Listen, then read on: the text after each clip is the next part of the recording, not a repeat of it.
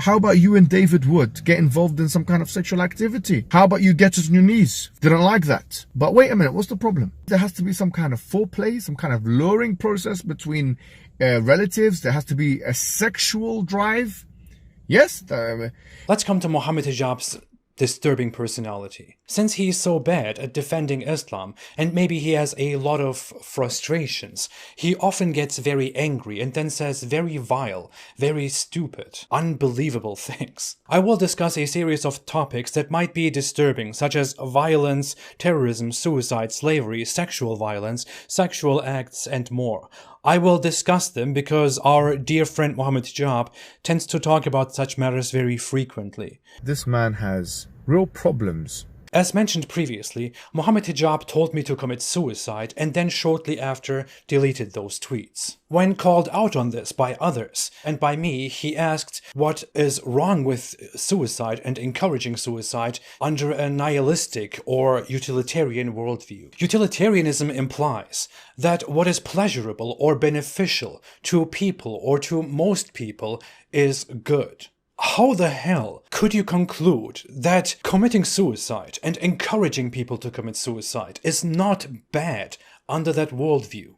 What the hell? I mean, a series of extremely important philosophers have gone through the problem of human existence and existential angst, and even the problem of suicide in length. Psychologists have appealed to science and concluded that humans have in common the will to live, and not only humans. When people commit suicide, it's not because they are sad and that's why they just want to die. No, it is mostly because they struggle with mental illness, or they are caught in a desperate situation and don't find a way out. They fear for their tomorrow because they did something terribly wrong, or something terrible happened to them. Telling somebody that they should commit suicide, that they should jump off a high building, is almost guaranteed to go against their worldview. When I called him out on the whole suicide thing, he published a video in which he explained that he wasn't angry or anything, but he only wanted to test my consistency. This is a quick response. I don't want to spend much time on this individual, but it's a quick response to a person who calls himself the Apostate Prophet AP. This Apos individual is a vile creature. So I wanted to test whether he believes in moral subjectivism or relativism. Because sometimes I put something on Twitter and then delete it. And they think, oh, he's deleting it because he said something out of impulse and now he's deleting it. No, there's a method behind the madness to be able to show you the hypocrisy of these individuals. I said to Apos, if I were you, I'd rather die from the cowardliness that I have, the pain of a coward, than continue, or something to this effect. So go and jump off a building, go and kill yourself. That doesn't even make sense, and he's lying about why he posted those tweets and deleted them. He simply got angry because I was calling him a coward, which is why he angrily posted that and then immediately deleted it. And although he claimed that that was just to test my consistency, he later went back and deleted every related comment. And then he even went back and deleted this explanation video, which was supposed to explain why he did this giant master plan.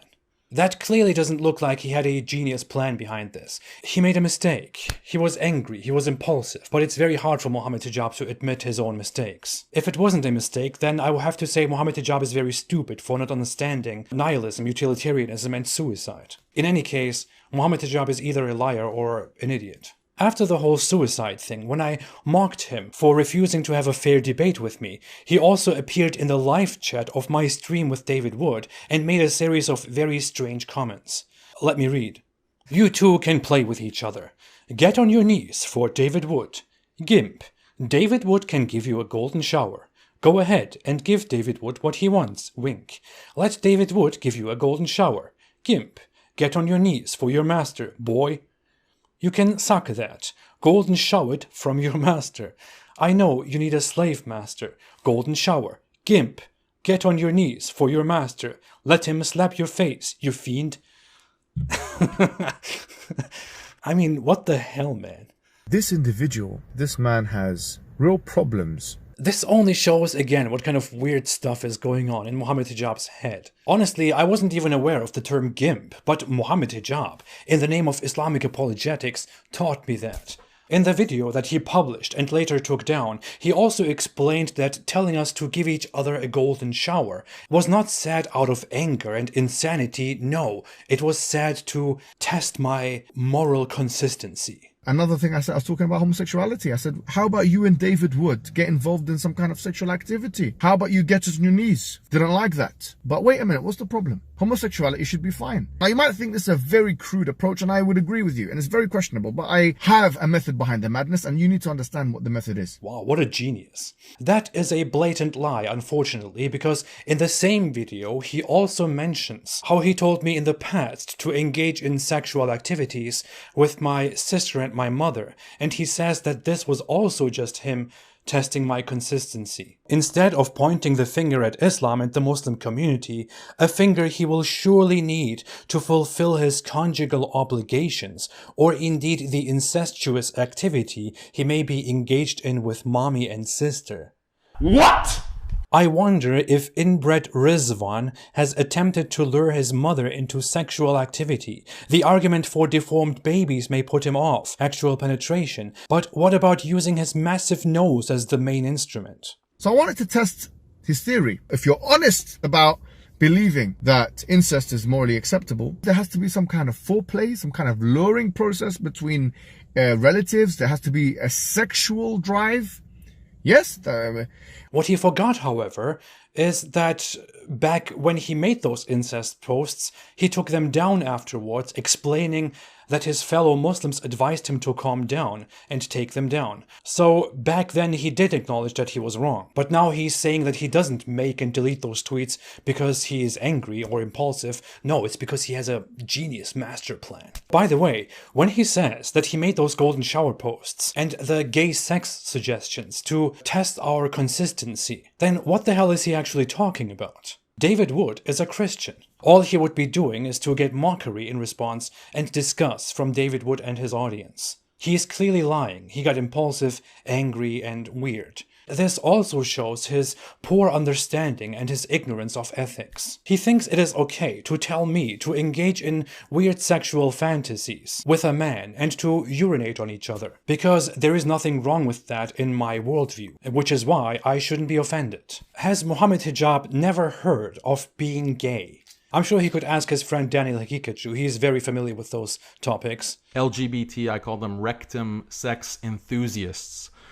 Just because I think it is not wrong for gay people to exist and to have interactions and relationships with each other, that does not mean that I myself will engage in those activities. On the contrary, I feel uncomfortable about having sexual interactions and relationships with a man. But that is not because this is in my natural disposition which Allah gave to me, no. You think it's wrong because deep down you have a morality, which is, we would say, a predisposed morality, that incest is wrong, that suicide is wrong. What?